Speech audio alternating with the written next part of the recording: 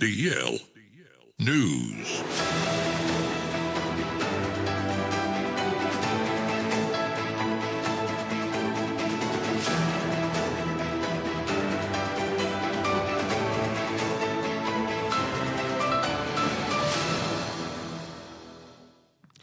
Yema Ghana fo yina kwaba na fe yenhye kasebo no ase. Yenhye kasebo no ase a enura ana Ghana Police Service ade beto dwa ekire mu se wono mo na eye demonstration eye Occupy Jolobi House eye Democracy Hub fuyi. Wo mu dwumadi a wo mu di ye e wo demonstration ase no. Etietia Ghana fo mra eno nti wo mu setime ka nipa no ebi. Na wo mu nipa no yesaka wo mu no. Emu mako edumienu ene yedwo no ekopie mu ewo courto ewo nkrapompone mantam ha ene wabra yede wo mo ekro no ene anyansam kotoa wo a police fo besa pempem ankoma ana wodi akire ba kese security no na eye tight papa ne nyina no ene se kwan ya emrantie ne maba we fa so a wote atua ewo 37 montre so no entwa yie na ene Ghana mra no so emfa hansre hanti ene wabra ne yede wo mo ekro no na bambon sense mu ade papa ewo courto dem eho ne nyina no ene suppose fo kire mu a wo mu dwumadi a wo mu edi ye no entwa yie wo mu sana nko mu ye demonstration e de etia se illegal mine and galamse no eto betimi atwa ana afen so no economic mismanagement wo mu kire mu a emfinhia nwatwini abanwe wo mu an homoden enu ntini ekompra dada ekum aboakoto eto anwea so no enu bi na de Ghana fo nanso wo mu kan abanwe mpese obetie nti na wo mu ntime ntena se ema ekom enku wo mu nti wo mu ti go mo ntre so a any demonstration no aden wonu ma edigo form na no na police for kire say da bi abo no sabio na no wasadian wonti mi ni di emfe ntwaso nti wo mo achi nipa ne bi ane yede wo mo kopie mu e wo court na wo bra yede wo mo ekro no na kire say ewraba ba ko a wo ye lawyer ni ana wo say social media influencer ne din ade ama governor na wo kan wo mo a police for achi wo mo ho ne bi na wo bra yede wo mo ekro no wo ti se court dem ho ne wo tiem someone working in and say emancipate yourself from mental slavery. Naturally, say brass say Ghana for ya beti ya ho ade free adwene mu nkwaye mu efre say o man mo yetie yi akwase broni emeto ye emfa ye nkwa brochire se nkwa adwumaden ana afi kura nso wo bi emfa achen emeto Ghana for nsase ye nkwa na emom abrabo a empenefo ne wo man ye bɔ no amatimemfo no adwene mu pa de ye da so wo nkwaye enu nti ama governor and ye court to them who now go so shout to and ye emancipate yourself from mental slavery every say wo may ye timwe and penfo de yadwen adane enkoa na lawyers ema wo mu a yache wo mo no ekirem say bepem ne aposifo mpo entimi ema wo no mamane ko adu poten a ye de ebo mrantie ntie no ntie no ye do wakopie mu e wo court to them na no ana court no ayalo lawyer fo ne ekirem say aposifo no pese wo mo efa kwati kwa bi na wo mu etimifa daada kra kwanso ejeli enkrofo wabra wo mu yeda na so mu hyeda anya bone bia na ene wo bra mu kopie mu wo court dem no charges ye de bo wonom anakwadu a ye de bo wonom ebi aye conspiracy to commit crime ana afenso no unlawful assembly na no ana lawyers ni bi emu ba ko aye Prince Ganaku wada to da kirem se bepem ne enipa ne bi wo wonom mpo aposifo ache wo mu a wo mu animu ba bia ye ka say wo mo eda na afi kura mpo no kwadu a ye de ebo wo mo no lawyer ne kire se bepem na aposifo ntimi na kwadu bia emfa emo nkrofo no won de osusu se aposifo no person mfa kwati kwan e de o manfo no efa mra kwan bia se bio entwa yie lawyer no ekasa no emu nsem nie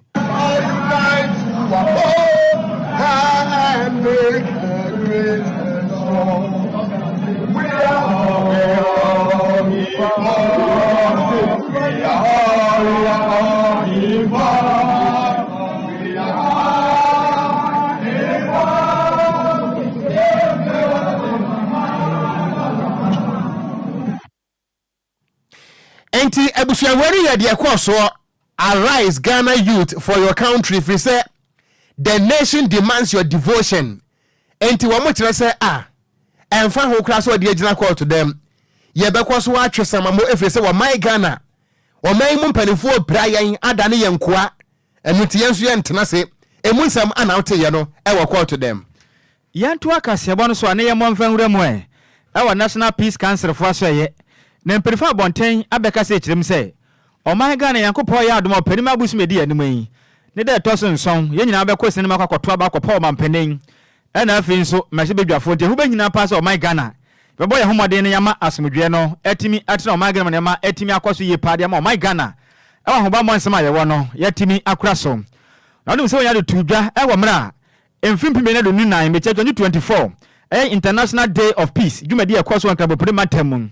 ene mpenifo bomode ko kasa wa se na semtiti eda so ne se ye boy homode yaboa na asomdwe etimi edehinin na jumadi na akoso ne nya sem kuma je se ni pantintiri anintiri ene je se ne etwetwe bomode ko pe jumadi na se a Ghana Armed Forces for Kobi Police Service ko piase Prison Service ko ye Fire Service ene afin so adusua for mu fe Laboni Senior High School omunyina ko pie ma nya sem kuma kran na jumadi ne omon kwa ne ko pie mu afin so empenifo awdo mo kebie mu sufie eye oman kwa South Africa ebe pie mo ho na afin so United States of America so buy afin so empenifo awdo mo embassies omo so every Denmark omo so be boa jumadi na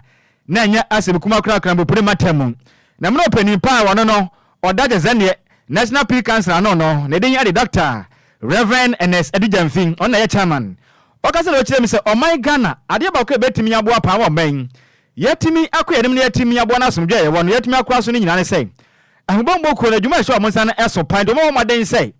ma mo mfa manyo asem frɛ o mani sabe entu na mo bia baba akɔfa oman Ghana kyese ne yasomdwe ye wono akɔkɔto asanem wasafi da tu meburu ne nyina ne mu se oman Ghana na ye wono eye ba ko pɛ yeni oman bia ka oman ye wo mu nti won hwɛ ne ye na mama yasem frɛ wani na sabe ukodi se huru bia de oman Ghana asomdwe ye kɔto asen bedu baabi ne wahwɛ ye bebre pan wakasa kyerem se oman Ghana enkyene kɔto abanti ehu behie pa sa hoba mboku nya baba moden e ma asomdwe atumi de hene sabe ade bi na won tia baba moden se dipa ne betena se na wahwɛ ma pama timi aboa mfa mena kɔhyɛ nsɛm se wo de wo obi a hoba mbɔ nsɛm na hwɛ so ndu papa bi asum tietie bi ebi ma yase o kyerem se kɔba ne sa entumi mu akurante ye moden ma asomdwe ye nya no yentumi enkɔ so na afin so kameke be mamu no so ye moden se betumi abɔ ho dawuro na timi wa asomdwe o maga ne ye wo no yatumi akura so wasa kasa de nsema to meburu nyina nim se o maga na meburu titiri no yamma ye homoden sa asomdwe be kwaso watena ye mu bia ye nam bia no yamma moden modewuro de ntimi muwa na asomdwe o maga na wo no yentimi enkura so Reverend Dr. NS Edujamfin okasa no emu kyeremu nie able to go through most of the communities in our country. We have targeted the security, civilian relationships. We've targeted media, we've targeted communities, religious leaders, traditional leaders, all to mobilize support for a peaceful elections this year. I remember the program we had in Koforidua and in a Pram together with the security. I mean, it was fantastic. We're bringing together the top of our security to engage with politicians, with the civil society, with the ordinary, people of our country. I think it was very insightful and really brought the much needed interface between security and civilians. Sometimes people, for so many reasons, have some trust deficit. The security, how do we trust them? The politicians will say we don't trust the police. The police will say we don't also trust you. So that program opened the space, for them to engage and for us to think through what we can do to build a more resilient, society and to diffuse tension between particularly the two, security and citizens, so that we can together, have in mind what kind of country we want to have. Any awuti ye aya chairman at the National Peace Council, ne at the Reverend Dr. NS Edujamfin nene ana awuti ye. Yentu akasiabo no so na ye momura mu ewo ensam fufuro mu a na wapani a ebre bi atwa mu na wo yetemuafo ewo Ghana yen court batan Supreme Court ho. Ne den at the Justice Williams Atuguba. Wode atuda atrem se ekwan ya wo man ye fa so ebo nipa den se won kwa ya dwuma ewo Supreme Court no wetirem se ehu na entwa yie na daachi bia no ebetimi epra wo my Ghana pa wode nsam wenyina tuda wobra no ne nsam trofo di nkomo ana Justice William Atuguba etirem se wo meya yetimi bo obi din se won kwankwa ye judge ewo Supreme Court na ensisa ahodo a ye dia to ho no musanka nipa no timi fa mu paase a ansa na watima koye adwuma no ubo so obeba no na kire se tu bi ta na chi ene amifra ban we mu na eba party we le bo me din ti ni nyina ne se niam ahodo no a ye beka ne se eye qualified factors ni nyina no ye ye afrim enipa no anse wona mu nti se nipa betena court ho se wo yetemuafo a ba bia ope ana wokyere na adwen edekoro efiri se wo di protocol bi ana aba wotirem se no betima hadwen ye papa pa firi se wo pese wo be adwuma e wo Supreme Court a anase se obi pese ye boni de so o ma adwuma se Supreme Court judge a ye won hihya woduo bi a di nipa no efamu ansa na e bi ehunu se nipa wei wo qualify wo di mu na wo sua de enso akwakire a dwumadi a Supreme Court edie no wote ase na emom enquire se ye be ye niema bi a ye nyi ntomu na no betimi etietia ehihye no eso wotirem se nansa wo hwe enipa mienu bi a mampani ekufo do ebo omudin se omo mana be ye adwuma se Supreme Court judge a wotirem se ye kasasa nkrofo da so a esi Supreme Court dem ho sa judge fo nanso Parliament krampo enye wo mo entomu eno ana Justice William Atuguba echirem se anamo na yetuo no ye de kantan kasa na ekonsuo na brebe so a anhwe ye de sobo ebebo nipa bi a enye wo mo enfom so a entondo besre se asumdwe betime dimu a atemu adwa no sidi mu ntenteman enu ntisi ye bo obi din so me Supreme Court judge no ya mpanefo ehwemu biem. When allegations of corruption were made against the judiciary, what happened? I met 3 lawyers. One of them was my cousin. They were run down, banned from appearing before the courts for making those allegations. A few months later, announced came. What happened? Did the corruption start from that time? So, this is the thing with this country. Look, people just love the law. They take the power and subvert it. This is what is happening. They subvert it and feel that they have the power. That is not the power. And the appointment system. Why must some senior and more competent justices be left and others less experienced hoisted to the highest court? What is it about? Well, but you just look at the prima facie. In any institution, right now it's happening. I understand there are grumbles in the police, in the army. Officers are being promoted above seniors. Why should these things happen? I think the judiciary is, the person doing that can't apply that to the judiciary. And as I say, look at the appointment. Find some very competent, very experienced in the court of appeal, in the high court for many years. They are just sitting there. Others come for 2 minutes. These things are happening. If there were no other considerations, we wouldn't have grievances with the exercise of the power. What's the purpose of requiring 50 years standing? When you find somebody down the ladder, hoisted over,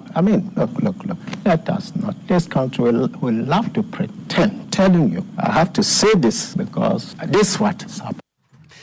Enti ebusuani ayeti yeyi eye kane temuafo a na woye na dwuma e Supreme Court Justice Williams Atuguba ana wakasa yeyi na Ghana fo yina beka ye a 2012 election petition no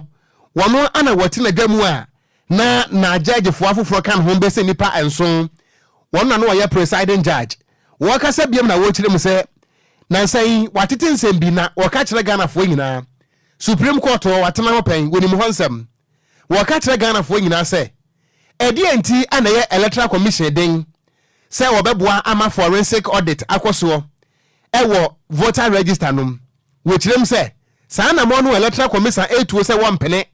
ema forensic audit enkoso ewo voter register no emu no eye Okogyeabour ana o meye no na wobenyini abetiare enu so nsem ne. The EC man was saying that there will be no further exhibition for now. And when again? Will there be any other exhibition before the election and within adequate time for people to raise matters? They have to let the people see in what way they address them. The Electoral Commission shall, by constitutional instrument, make regulations for the effective performance of its function. So that's their duty. Not just exercise power. That is their power. So if that is not manifestly shown, they are not actually acting within their constitutional power. That's the trouble with Africa. We just love power. We just look at it and want to arm the one in charge, and that's it. That's not constitutionalism. That is not it. And unless we get out of that and say that the law is not any private person's property, it is the most public and most binding system of doing things. Everybody is under that. Unless we get that done, people feel just too powerful, and that's what happens.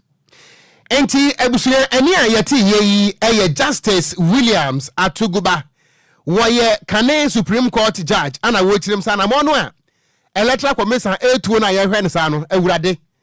hu si achimota forest enu ntise o meye pasum dwedi a ye nyina mfi anu ntomo na forensic audit enkoso ewo voter register no emusem ana wote no yanto akasiabo no so ane yemo emfahuremu awo so opani ono ene that Trinity Baptist Church ano ne den ade pastor Kingsley Apiajein wakase de adesre ede ato mangana ekanifo ne asofo mde danso so de ahodo a ewo mangana mu nyina anim sei wono mo hande sei yego akwato abai omomfo mo ho mfaro manyose mafi so mama mo ho kan manyofo mfa sika dwete la jan emeto wono madwen o kirem sei koba ne sei a ebe ha adwenye pan oso opani akase kirem sei asor ne asofo no ewo masede ye nti ne yankopon twede yampon odomotetetu ensonsora no so mo moden kasa nkyere jese na ne mano mo nya wo efam kopie wo soro ahene mu ne ya nkuto ne adwuma asofo na hya mo se firi so manga na ne mpunto ne ye die nso yankopon eduadua mo so wakasa kirem sei ade ba kan ha adwen ne se asoro bi betena se na so pani mu a watete ne jese ne mabunu ne san na mama yosoma di wo no mtrim na manyofo di sika dweta dada wo no madwen no makwakoto ababa ni pai o kirem sei o ya asofo no tu san na mo yankopon twede yampon okonhyira so a wonhyiraw enya de pa eni wakasa kirem sei Ghana asofo nyina da afia bato we de ehu behia Ghana fo nyina nti asofo mu nkasa mfa nkyina so ma ne samokoto aba edikan omonto aba mfa ma obi o man Ghana edikan de na koma so afinso obi a ne tirimu ya fan afinso ni panso a waba nhyehyɛ pɔde baba no ɔmo ne ho mɔden sɛ obedi so ma bibia tima ya dwuma afinso wakasa kirem sɛ enipa mbato aba de ama no ɔmo ne ho mɔden sɛ Ghana fo nkwa yi nipa ɔno nso ɔba nhyehyɛ ɔde baba no betimi aboa man Ghana man ne nyina anya ɔno nko na busua ɔno nkuto na panties ɛna manyoko no nkuto ho na mom ɔman Ghana nyina benya nso faso a ɛmɔfrɛ mpo ɔmhyehyɛ bi ni mu nyama mu nyan wɔ no musumpo no ɔmu nyina benya nso faso ɔsɔfo aka sɛ kirem sɛ Ghana maburu titrew mɔmɔ ma adwene monte efirisa twede mpo Yakopon aka sɛ wadwene mu ante wa hwa adan kwa mpo heaven wo nya mu kwan ne senti mu kɔtɔ mu hwɛ obi anim tenten ɛne ne kase awere mu hwɛ nipa asabe ɔwa adwene pa ɔwɔ dɔde ma ne man na wɔtema sɛ be betimi abɔ na daakye be to aba ma nipa obetumi aka ɔmama na ye nyina dan so agya Yakopon hyira ɔman yanso yensa aka yade pastor Kingsley Apiajein ɔne yensem training jese ne Enquires kuma Samson edi nkomo no emu nkyere mu nie ma yenton your conscience na Ghana phone na yento abama sabi mpanifo a omo bewo omano se omo beye Ghana yi amaye ene DLFM 106.9 na ma obianzo nkotiska kokotoko because ya wokwama no no bodyguard be na wokokun na wokofhwe won kwa we are nyansa pia enti I was here very careful to abia kofie bibi o ha wonti ase a busafa kwan zu nefa ebisa ma ye ma ye ho kwan e ma basabasa ye eni ntokwa biara e ma sa elections nemo ye answer ye exercise ye franchise ye ntoaba no ye mfa ye nyansa e fa ntoaba without selling our conscience na ye fa enyi yes one walk Ghana heart and will come and build the country and not to enrich themselves. Enuachi ana pastor Kingsley esa gase na okirem say wado ma hyase a afi bie do moden ayantete ede ma asorama na afi nso asofo no efiri say ehu behia pa say nipa a wo ye asofo no ye okani no ba moden say ubekura umudie mu krasi boni beka ne say integrity aye conference ebetimi aboa panti afi we de nso mo de ahyase so a efiri jese ne babusuma ye wo man ne da to so aduonu miensa ekopem jese ne da to so aduonu nkron ewo September busumi mu ana pastor Kingsley Apiajein ekase lo tirem say sesi amekasa bibam ha say de ye integrity ayirawo se bekura mu de mu pa mpanimfo do ya to aba ma mu nyina mo ba mu difuro pe de o man kasa pani amanyoko no interest e na venso o mabusua ne sabe o mponafo nkuto na modwena mo ho o kirema nne bibifo de bone nko na ba ye tirim de to aba wie pe ya wie o mo nyina obi aho o kirema asa de we tumi mo abibi man ye ntimi enko ye mani ntino mo made akofa dwumade we ya ba o betuma to asore man se betimi ya bo na ja o ma ye timo no yetumi akura ye mudiem na sika je firi nipa bi ho no ma akaye katasesa equity o ma no yetumi atuase wakasa kirem se dwumade we na sofo twetwe baba dwumade na ase bi no ebi ejeze ne pastor Menso Taber afin so istola na baba bi na afin so Reverend Apia Kofi pastor sa kwade na afin so eya boadi nyameche na Reverend Professor Abed na gominya baba dwumade ni bia enya asem kuma kra pastor Kingsley Apiajein ene so mra one yensem training Enquires kuma Samson etwetwe ho nkomo no ene so mu nkyeremu nie miensa ne na dwuma afibia mi invite wo dedika e omo integrity ena omo nyamesuru ena de omo ayama ewrade ena de nyamedi adua omo a ebeye enhira ama asafo. That is the major reason why I invite them. And omo integrity is such that when they come, when you say Omuma promote you but and Omuma Any awoti ye head pastor at the Ma Trinity Baptist Church. The day at the pastor Kingsley PJ Nene and awoti ye. Yanto akasiaba no so na ye monwura mu ewo ensamu fufuro emu a. Na National Commission for Civic Education yasoya a wonom esen konwa kyerɛkyerɛ temamufo ema temamufo nso ye hunu yasɛde ene se ne yɛsɛsɛ yɛbɔ ya brabo ɛfa sɛ temamufo na wɔn de nsɛm bi atodwa kyerɛ mu sɛ ɔkwan a wɔman Ghana yɛtima yɛ nhwɛhan amesikasam agye en democracy no afa no wɔkyerɛm sɛ ehu yie papapa wɔkyerɛm a ene wɔman mu ayɛtie yi sɛ woni sika wontimi empretumi efiri sɛ enipa no mpu sɛ woni sika wonto aba emfa ma ho enu nti ebe kakra no sɛ bi wɔn mu a ewo sika nanso tiri bonkosofo nko a ana ebeji akanie dibre ni nyina etimi afa na chairperson at the National Commission for Civic Education Madam Kathleen Adi wade atodwa akyerem sɛ braso sɛ wo my Ghana yɛbɛsesa ya adwen na sɛ obi begyina nim sɛ yɛnto abama no anase yɛmfa tumi bi enhye ne nsɛm a yɛmisa yɛ ho sɛ saa nipa no anyanyambia no dwumadie na wɔkɔ akodie no wɔte ase wobetimi ayɛ dwuma ama me ameto abama ano no mensoma bra botime tumpon ana wɔsese yɛmfa saa adwen na nto yɛtirim na sɛ yɛde nyina no ɛne sɛ nipa no wɔmfa taku ne sempo amena yɛn ansana yɛtimi ato abama no de a na kyerɛ sɛ wɔman Ghana no yɛda akyen ɛtan papa wɔde sansɛm wɔ nyina to dwa wɔbra na dwumadie bi a wato di sɛ Peace Beyond Election 2024 the role of a Ghanaian citizen ana yɛma me Kathleen Adi wɔkɔgyina se a wɔkyerɛm sɛ ɛnɛ sikanti wo nim nyansa sɛ deɛn yɛmfa tumi ɛmfa ɛma wo ɛno na sɛsia no wodu parliament a wɔkyerɛ sɛ ayɛma ɛmeamia hodoɔ ayɛma institutions ayɛma ɛmpokora no akɔ akɔduru mpɛmpɛnsoɔ sɛ woyɛ ohiani na sɛ wo nim nyansa sɛ deɛn yɛma wo appointment da ɛno na wɔkyerɛm sɛ wɔman yɛ ayɛtim wei saa deɛ na ɛkɔ so ne nyinaa no ho ɛnhu ma yɛ papapa nanso no wɔman no yɛ n'adwene sɛ wɔde bɛkɔ adwendwem wɔde ato dwa kyerɛm sɛ National Commission for Civic Education wɔn dwumadi a wɔn edie no wɔn bɛte ase mɔntere so ayɛ nkyerɛkyerɛ pa de ama Ghanafoɔ sɛ na bɛyɛ a temamufoɔ nyinaa bɛte aseɛ sɛ ansa na wode tumi bɛma obie no busa ho sɛ saa nipa na adwuma na wɔkɔ akɔyɛ no wɔbɛtumi ayɛ ne yie ama wo nso abra bɛtumi akɔnkane na mmom sɛ wohwɛ ne sika wɔde ma wɔkyi di asɛ bio ɛbɛ kakra no nkwakuo ne nso yi ana bɛgye yɛ leadership no nyinaa ɛtimi afa nso wɔkyerɛm sɛ elections na yɛ korɔ no ɛbra so sɛ deɛ obroni kan sɛ religious tolerance sɛ bi wɔ kristoni wunua ɛne kremoni wunua ɛne buddhist na wo bia ante no nyonkwan ho sɛ yɛto aba ne wie a yɛda so ayɛ Ghanafoɔ ana nso obitim kasa me deɛ meyɛ asanteni mempɛ kroboni asɛm meyɛ kroboni mempɛ asanteni asɛm meyɛ agbeni mempɛ frafrani asɛm wɔ sɛ saa nneɛma no a ɛkɔ so no a abatoɔ bɛduru so a na ayere tan no wɔbɛsrɛ Ghanafoɔ nyinaa sɛ mohwɛ yie ana mo ama mo ho kwan ama amanyɔsɛm antete mu firi sɛ yɛka yɛ nyinaa yɛbom sɛ nipa baako a yɛfrɛ yɛn Ghanafoɔ yɛma me Kathleen Adi wɔkasa no emu nsɛm ɛnie. It all boils down to citizenship because at the end of the day our individual actions become the collective actions and that becomes what shapes the outcome of things. So of course we can't leave out the citizen, and at NCC our focus, as you know, is on citizens. NCC is the grassroots organization, highly decentralized in every district. This year, we set out to do public education around four broad themes. First one being money in politics, because at the end of the day, we have to understand the context, why things go the way they go, why people end up in a situation that is not peaceful.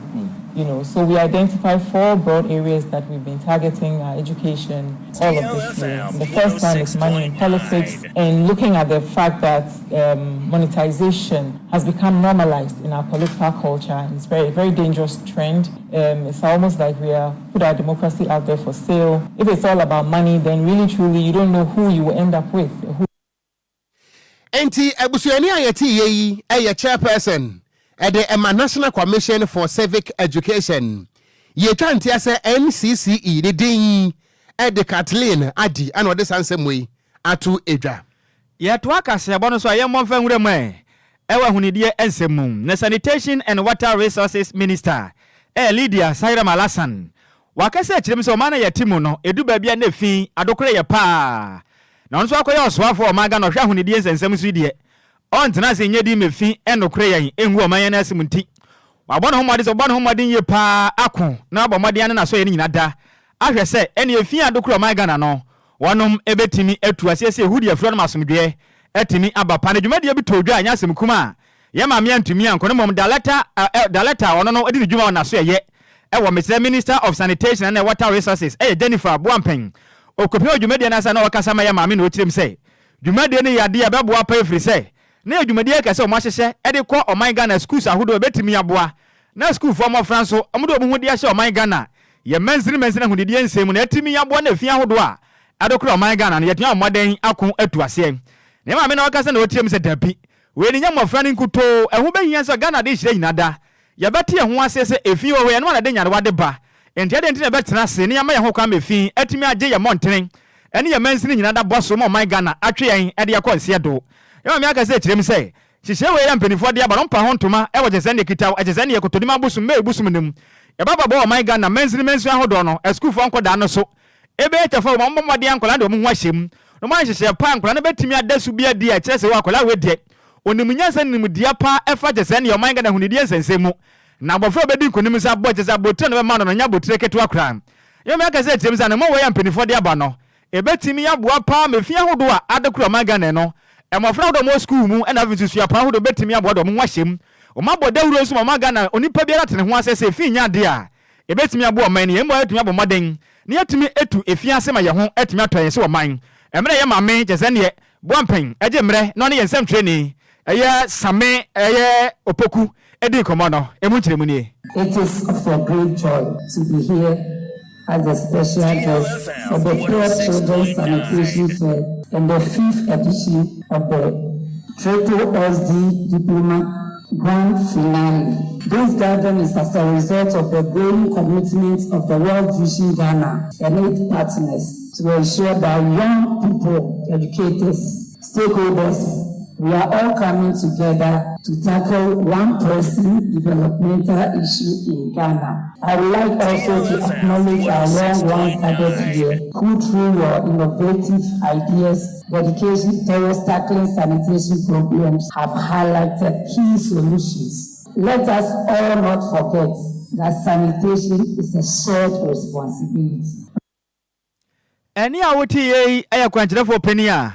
odin djuma awa so hwe oman Ghana ya hunidie ensam so ne din ya di Jennifer Boampen nene ana woti ye eno achi ana Mrs. Gloria Opoku anti oye managing director at the Mazum Lion Ghana Limited obo moden ebo mofra na baso pan no sa kire mu say oman Ghana wufo nyina mo ye ho moden say ye betimi aboye mofra ne chidom na dwumadi akese ampenifo ade aba no atimi won mofra no so atimi ahu hia se boye ho moden emefia hodo adokro oman Ghana no yatimi atuase wakasa kyerem se mo mode ayo mafam de na timi abo oman Ghana efia hodo adokro ye no yatimi atuase oman Ghana mu eno so mu enkyeremu nie. I am very, very happy, most especially for the massive support that we are receiving here and from all the major stakeholders. We are very, very happy, and for one thing, Zumba Foundation represents child education when it comes mostly to water and sanitation and hygiene. So thank you all very much, the representations from the various ministries of sanitation, education, and all the representations from the Ghana Education Service. We cannot mention all of you by name, but we want to say thank you very much. Thank you, World Vision, and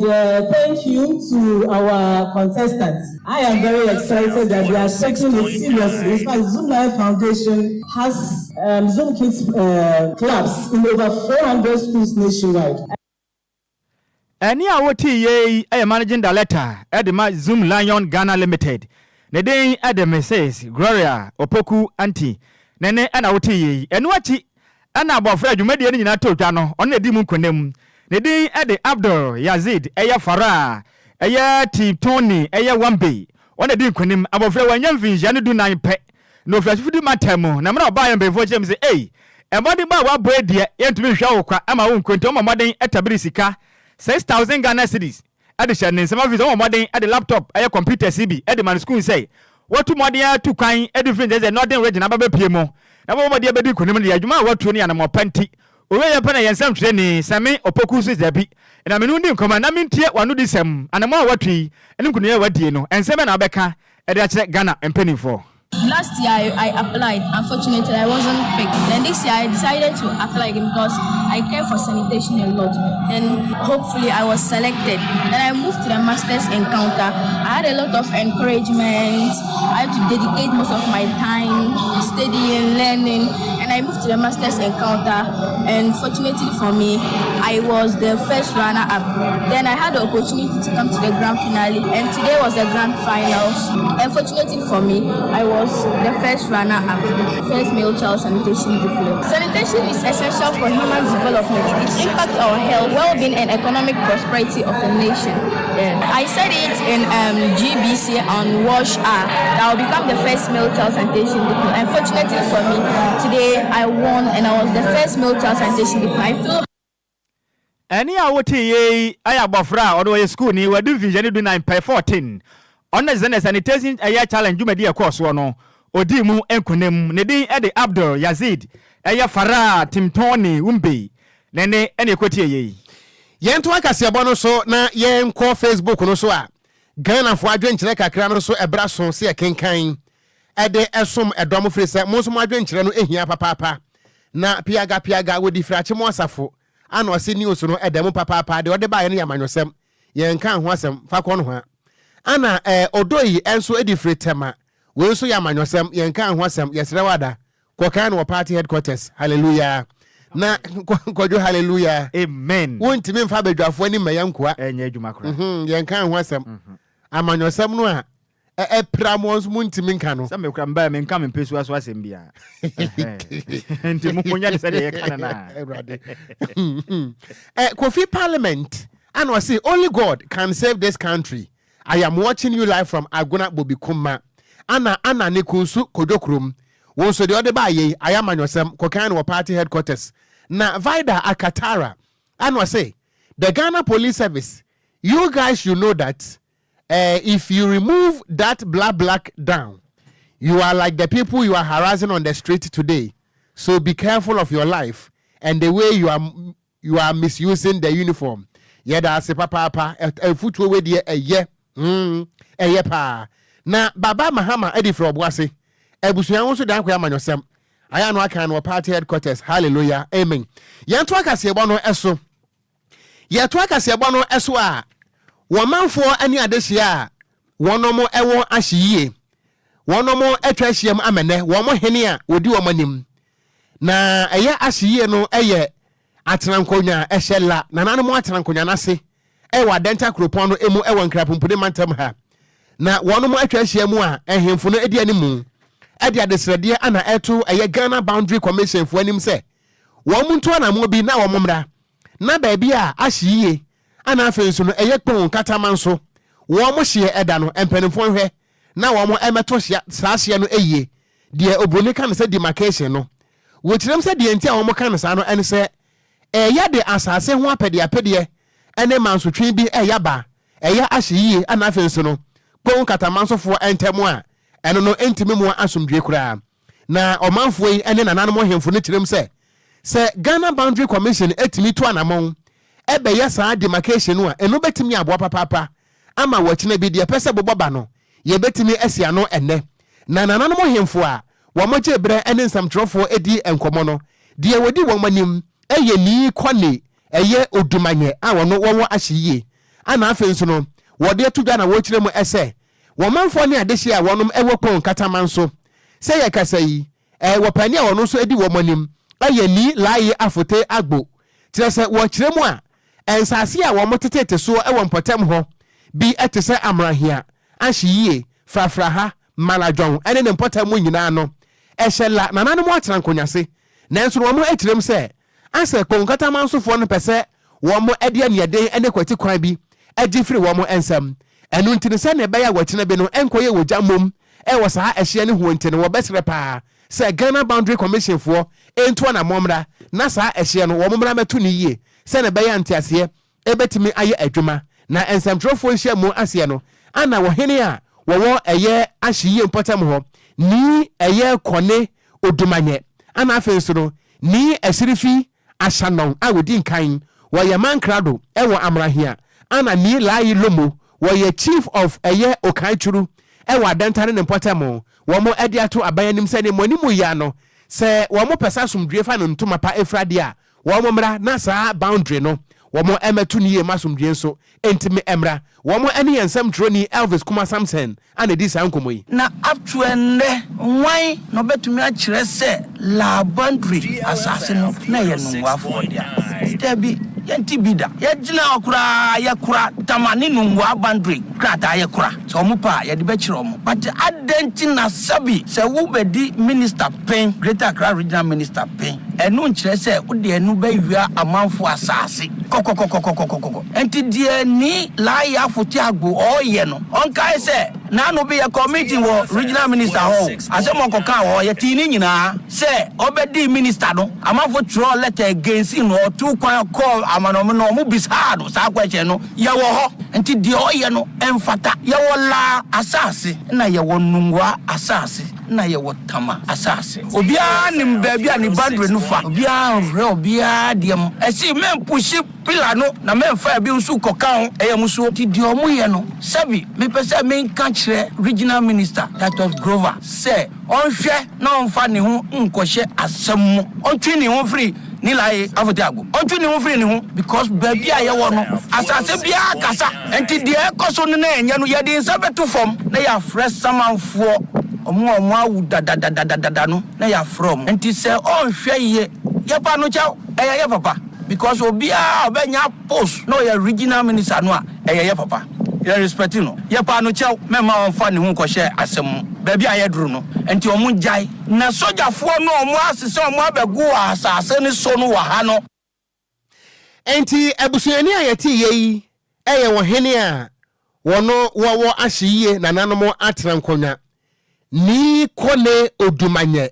ana wɔde sansɛm wɔ ato edwa yi ɛne nti wɔde animu ya no empane se asɛmba ana ɛwɔ asɛm maame ɛno nti Ghana Boundary Commission moma na modwuma no no ɛno nti ana taxpayers yɛtua moka wahu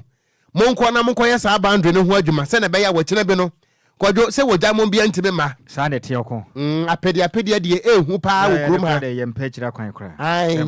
na mekura no ɛyɛ Ghana Boundary Commission me nhyada wo sɛ wɔm ahyia si atoto awie nti atoto wie wɔm yɛ dan ɛno ne asɛm wɔm hyehyɛ office wɔ yɛ dan ɛno kora ne asɛm nti bɛsra da ebi a na mo bɔ adwuma ne yɛhu nya mo ma yɛnte mo nka bi wɔ nanse de yɛhu no hwɛ ne nti me mo so hia sɛ ayi kuro bia wɔ baabi a ne hyɛ da saa ne te ɔko nti sɛ asɛm ma yɛ sɛ Ghana Boundary Commission mo hyɛ dam saa ne te akɔyɛ sɛ Ghana Armed Forces ntɔkwa ma yɛ si anim nyina edi banku yɛ ne mo ani edi bom nti we de asɛm anya aba ho nti mo hwɛ da mo kɔdi ho dwuma na sika a yɛtua ma mo no yɛhunu sɛ mabɔ adwuma ma yɛ ɛnte sɛ agye abɛdi sika abre we busa mo sɛ ɔko anam senana wɔsi na asojafo yi sɛ wɔn mo nkɔko enti petrol no wɔn mo gye yɛ dan anam sɛ wɔn mo yɛ adwuma enye ɔko nkwa na asojafo wɔn mo yɛ adwuma enti abusua yɛ gyina wɔ so agye aboafo nkrato yɛ ba de aka akyire yɛ de bɛso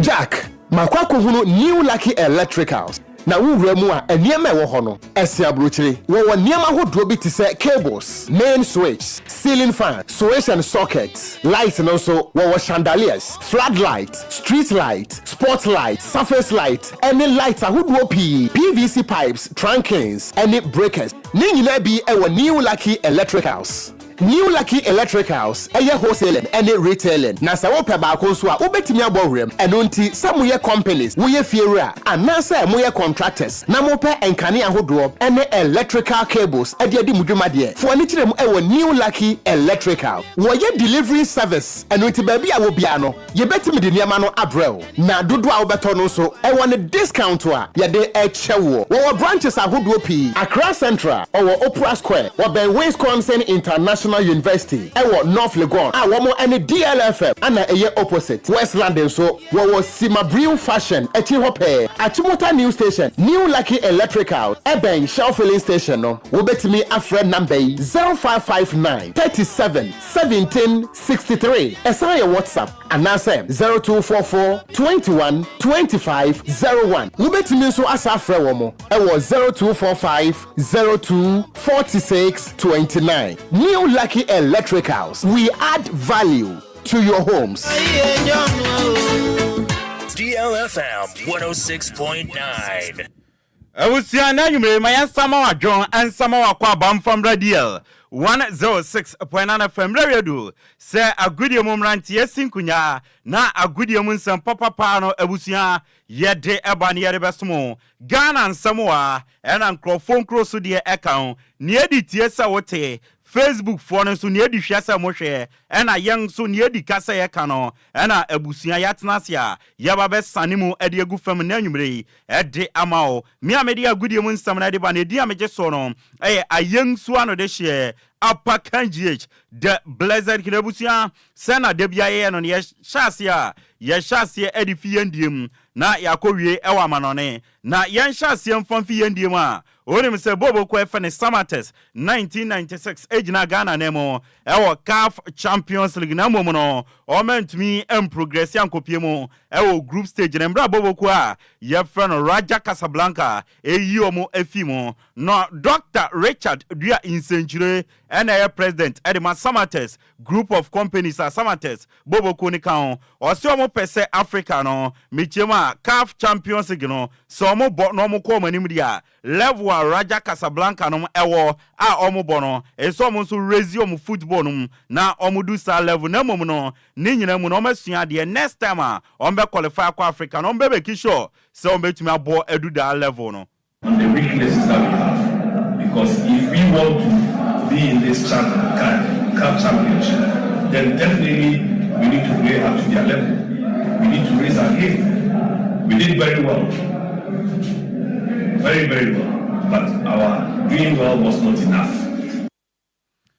Dr. Richard Dua Insenjure president Edema Samates era ebusia watene kano dano ada ukopiem ewo Boase Lenkrin Sports Stadium Ghana Premier League match day 3 Asante Kotoko atena fie ene Young Apostles ede bo ani game ne ba na wie no na Asante Kotoko ahye kane ba kon ema Young Apostles so atimu ba kon na Asante Kotoko player your friend Emmanuel Entry on the day ono no je man of the match no or see a disappointing so meant to me enya win against Young Apostles na mo no de osusu sa ade amwa Kotoko ema nkunimdie no anko amfama mo ene se chances o mu create no o mu boni nyina tugu na mo no yakwa ni mo no Kotoko games no o mu nya chances so mo bo chance no ere to atenam. It's a bit disappointing, but I think we didn't take our chances serious.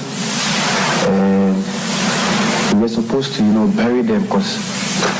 you can play 90 minutes and you get only one chance in the game. So when it comes, you have to utilize it. So. Emmanuel Entry a player Edema Kotoko era watene nkano na wasa Kotoko game no ano Dr. Prosper Nate Ogum trainee coach Edema Asante Kotoko o se sa game no mo create chances bebre o mentu manhye na mom no ade ye Edema o going forward o mo de besua ade ne se game we no mo create chances o mentu manhye enti o mo ko manim no e mo next game no no ade so mo yen so mo work on o mo finishing na chances o mo create o mo tumi hye eno achi so no o se so mo attack opponent no mo ne o mo bona defensively e so mo toto nyama wa achiro. It's all about the creation of the chances. It was good for us. We created more chances. So it's good for us. All that we have to do is to make sure that we try to put the ball at the back of the net. So going back, we need to emphasize more of goal scoring. And I'm sure once we are able to do that, we'll be fine. Again, I think we need to be very active in our defense. Dr. Prosper Nate Ogum Kotoko training Otwanin Samsono era odi tu jase ndeno omo bom home game no away from home aye Kumase Baba Yara Sports Stadium and they omakopie mo Boasi Lenkren Sports Stadium omobo na supporters no game money Young Apostles ebo no supporters no ebe bosha go pramane so be ebe support team no o si we enyama mienu na kire edika no we kire supporters no ehun eye confidence a team no ewom and afi supporters no agidi say going forward no team no betuma perform normal winning games spectators who came around. I mean, this was almost full to capacity, and that is a plus for the team, for the protocol team, because if you play away from home and you have a lot of supporters traveling from near and far to come and watch you, it tells that they have a lot of confidence in the team. They have Dr. Prosper Natogum, a lecturer at the University of Cape Coast in the Onwan Okogyeabour Asante Kotoko, Bobo Kono, and a Waten and Kano, Safu Jemfi, aka Black Magic. Na open nipa ba kwa juju di pa football man. Won't me modin any Safu Jemfi din famfim or a legend at the Asante Kotoko. Or see game na Asante Kotoko and to men winning against Young Apostles no. Idea how many say chances omu creating no omu botugu na going forward no. Coach Dr. Prosper Natogum so pesa Kotoko fan into my Fradia say or you finishing where you with team protocols on the upper hand chances almost say no because we mean about 5 chances in the game now losing no one of them maybe the coach has to work on the finishing then the condition Asampa Etia Safu Jemfi legend Erema Kotoko and a Waten Kano Joseph Asari Bediakon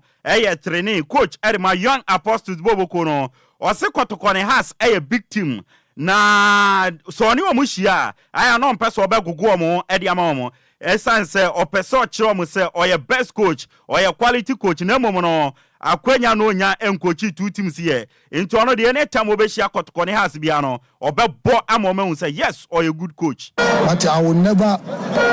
Kotoko a big team obi ani say Kotoko a big team but I will never bow down to Kotoko na has that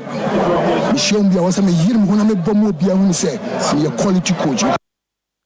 Joseph Asariberiakon a coach at my Young Apostles and Waten Kano Abubakar Watara a coach at my House of Folk or say Omo ye Juma na Juma no mo ye wo team no Omo ye diama echita for no into best chita for more on kwan say nyama nkoya mu betuma criticize team no na momo no say mu be didi atam ne ade de obesrem amua ayatam didi ne de muntwa so the fans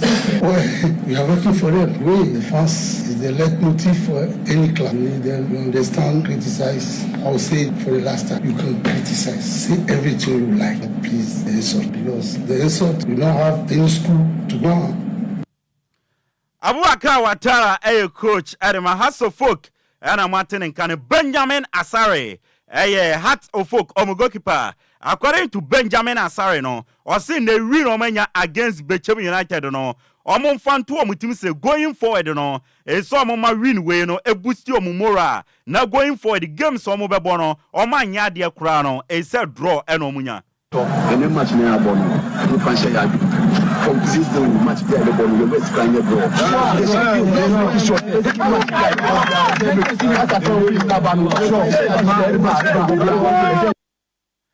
Benjamin Asare goalkeeper at my House of Folk no Hussein Mohammed midfielder at my House of Folk or say Emromani Bechem United eba bebono oni coach Abubakar Watara eko na pre-match interview na ori to just say players ni nyina no omo come boom in kabom eye adwuma na going forward no eboa no mo psyche omo o se san komo no kodi after interview no players ni bi hwe e no mo say sam no kana no kre enti so mo ku omo de ma team no e no na ndey start ye adwuma no se win ya omenya against Bechem United ebeto ato so sa yeah mini coach eko interview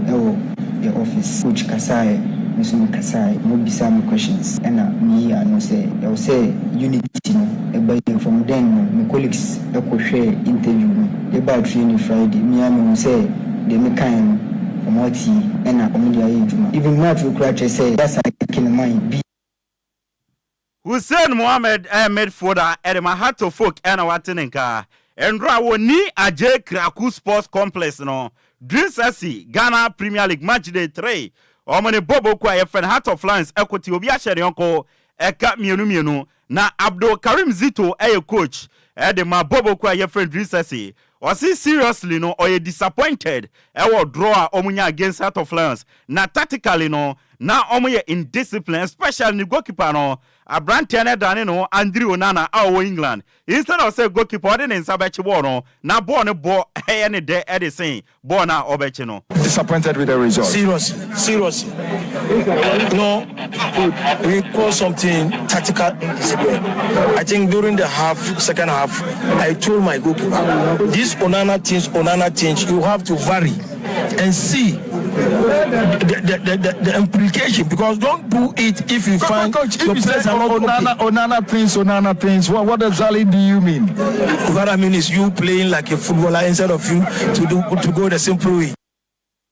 Abdul Karim Zito coach Edman Drisesi and Watenka Onana things. Now Bashir Realford coach Edman Heart of Lions or see omo taking lead and Drisesi Babeti and dreams to take lead and almost Betty and then no or you're okay with draw now munya sense way no away game into almost the better much normal prepare for my next games You capitalize on that and then you score. When they also get, you made an unpardonable mistake and then they equalized. They took the lead, we equalized, and also took the lead and they have equalized. This is an away game, we'll take it like that.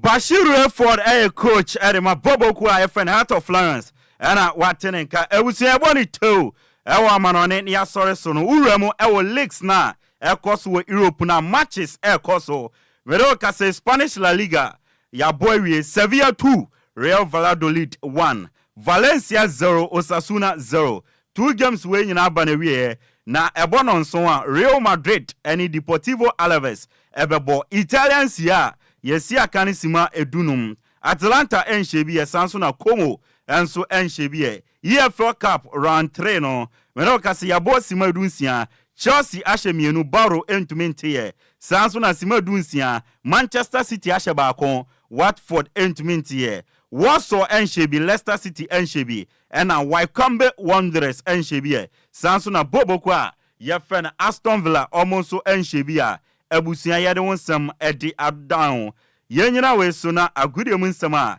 ye de bae no yem fancy. Nyame adom na ye tinkomo chene beba na dodo na akechi no ye de aba besmo. Na miame bra penny Mr. Kofi Ayenu o ayensu ano so ate utie show no maminchiao. Ena wife and so Sister Mary ono so minchiano and so ena Inspector Dennis Owusu Ibrahim of Ghana Immigration Service onso michiao utie ebusia mi amedi agudi omunsam no e de buy na di ameje so no ayensu ano de share Apakan GH the Blessed King DLFM 106.9 Yama Ghana fo nyina kwa ba na yento akase bo no so mfiri ha yemfa sofa no ento aso ema ye na tie fo yesre wada wo ba no ama wasem no aye tietia ama yen yeda ase pa ensem ne nyina no ene say former Supreme Court Judge Justice Williams Atuguba wade atugba kirem say ekwan a wo men ye fa so ebo obi din se won koye adwuma say Supreme Court Judge no hu pa edema wo men enu nti yentu hu anamon wate enkomo eni afutu ewo wo je ne sen 0534 050199 0534 050199 and 0593 4065 65. Good evening. Papa, good evening. What did they sign off for him, Pacho? Papa, Jimmy, Tama tonight. Papa, I mean to you. I was a minute, I only was here for you. Yeah, Papa, look at you, I want to be here. I can't do a move, Papa, but I can't too much. Since I find as I say, for you, go for a car, can I get to the food station in Comacasa? And you watch out of Amadia. Kafra ahumano eya tumusu betimi abana yedi enkomo 0534 050199 0593 4065 65. Good evening. Hello, good evening. Me pato within the baby afraid and friend you. I am from Benjamin because of it my 57. What down my tro every radio set and home my feedback wa ha. Yo, me da. Yen to aso. I feel the meaning komo. Ni America ne say ono o kanu ono edu ne so na oyede na obeye Supreme Court judge. Seni ayeyi omuno sa ni nti je wedini bi ewie na ofa on should no nko. Me da say. Menso medase 0534050199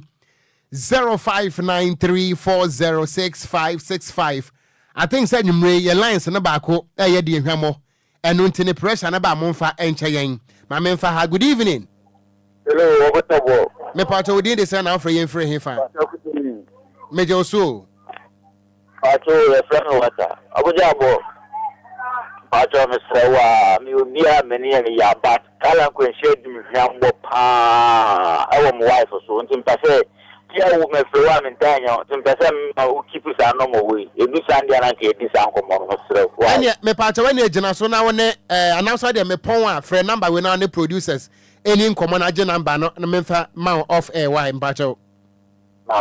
Okay, we nya wo say ma sorry so pe na fi wa free off air na fi we ne producers no akasa me mpesa wo de number ne betu ja won from nipa bone for don so okro yim pa me any nkomo. Good evening, we did this na free me free fa. Hello, good evening. Me pato good evening ododo nyina wafa Dixon bada ko kwaku jeje drogba achem na mintie wai edukrum wafa me da ase wafa o eto da anya me ha wo yan ne se o se jeje atukuba okwo wafa so point ne den de yinim na ono wa hu ni se entweyi enti o ma ye hu se okwo wafa so point jeje no nya de pa ni busy wadi awi onko nti de bia nya man sai sa you young from Academia, you knew baby, I never do it. What was a point to me into a cabinet near so young Yadrin? And see, some of Canoman and Yadrin, I'm no 70, Yadibia, not a Yanabasa or Ghana. I didn't create it yet. Bye. Meda se papa, my family last call an afi upon 0534050199 059340 65 ebusuam bien fancy e wa ha ebre no nyina ko enunti ewrade DJ Omari Osimemfa won Charles. Good evening. Yes sir. Me pacha wodi ne baby afre yen fra nwumre me friend Dodo ma minti on fi Dodo na ayi mi pono atuguba no so no ba ne de ko nti okwa amanko no nya de no ye why pacha me dasi. Bye. Yo menso me dasi papa enti ebusuaye ntimi emfa afrafo no ebiem adwenkyere de etisefo so mompaboa ebidie so ebidie so ebidie papa ebidie nye enti eni nyina nso eye na Ghana ne ye Ghana no tolerance na ye ka no eno nie enti obi anye ne nyonko ntum se behind MPP NDC we are Ghanaians efutuo de eye DJ Omarion ediyan ekọ Facebook no eso akenkan fo nso ye namienu edi amejeso eye gangster katia mete enkura Okogyeabour Ocran mene twabewu dehye Nhyiraba Kwadwo Sammy B okomesori swinchi akase enkonfirm the Church of Pentecost Kantamanto Assembly no Medreset and answer Medreset pastor wabasisi ane ochere ata mechia ne pam na finso me ankasa me presa na wamra na memmo nasu said ye wo ye no pastor he for the entire team wonya ni bisa na eye president edanso Kantamanto Assembly no ye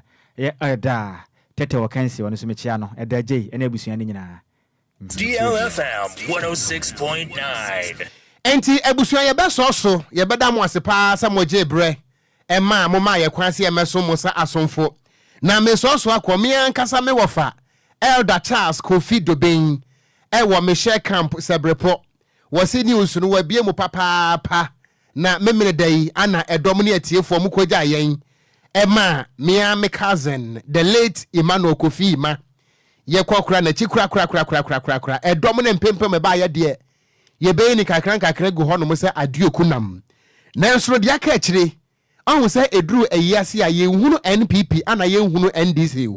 enunti eye na sia no MPP fo a wonom ewo pon katamanso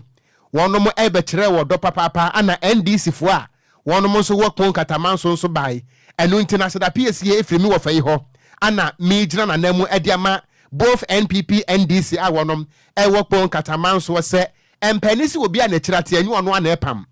ɛno nti wɔdɔ ɛne nkabo mu a mo de baayɛ no yɛda mo ase paa sɛ mo na to mu a anka yɛbɛba ne saa ɛno nti nyame wɔnhyira mo paa nyame wɔnhyira mo a yɛmpene mede de Okogyeabour Ocran mene takra de Kwadwo krom twabewu dehye Nhyiraba Kwadwo Sammy B ebusia yes also a DJ Hitman is up next awoso oba entimo fidie no emfri ha na what the patapa nam the Ken is back to the subject. DJ Hitman say na yetio pata